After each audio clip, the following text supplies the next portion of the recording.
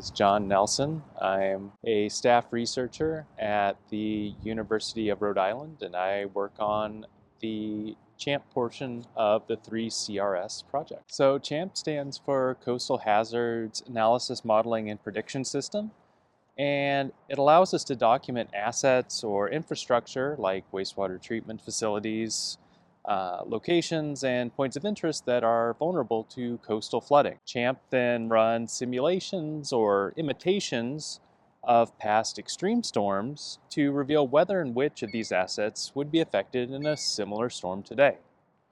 We also analyze the elevations of roadways to predict when they might be flooded during a severe storm. CHAMP can actually simulate the entire course of a coastal storm in 30-minute increments so that users can know not only where flooding is likely, but also when. And this provides a critical early warning capability to prepare for flooding. So CHAMP can be used by many audiences. So far, it's been used by emergency managers like the Rhode Island Emergency Management Agency. But we intend for the public to be the users of the 3CRS CHAMP data that we're now collecting.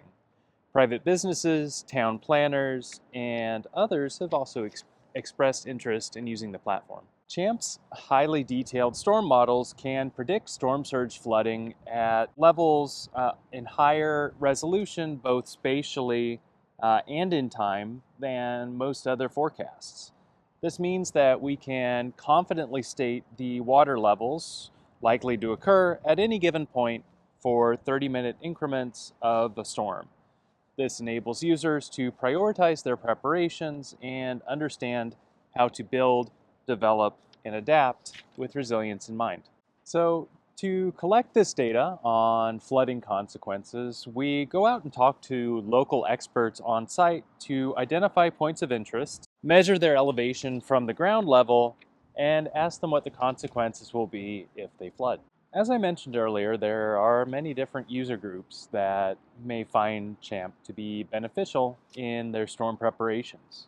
So for example, an emergency responder probably wouldn't use CHAMP during a coastal storm, but an emergency manager might pre-position responders or response vehicles, such as fire trucks, in areas that are predicted to become inaccessible due to flooding. Commercial property owners or business owners could use CHAMP to determine whether to remove assets or to engage in flood-proofing activities. Residential property owners, on the other hand, might use CHAMP to decide whether or not they should evacuate and the timeline for safe evacuation.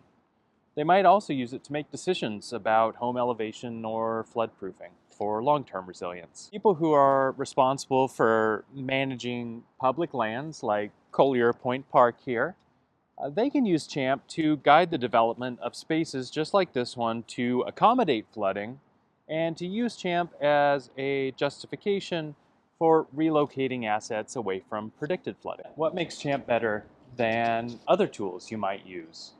Well, the secret is right here. This little GPS transponder, combined with my tablet, helps us gather hyperlocal information on assets, like this building we're standing in, to figure out exactly where they are and input them as points of interest into our flood models. And you might be wondering, well, FEMA puts out flood maps, why can't we just use those? You certainly can. But FEMA flood maps differ from our products in two important ways. First, they're based on historical data and do not incorporate sea level rise. And second, they really don't tell us anything about public infrastructure, right?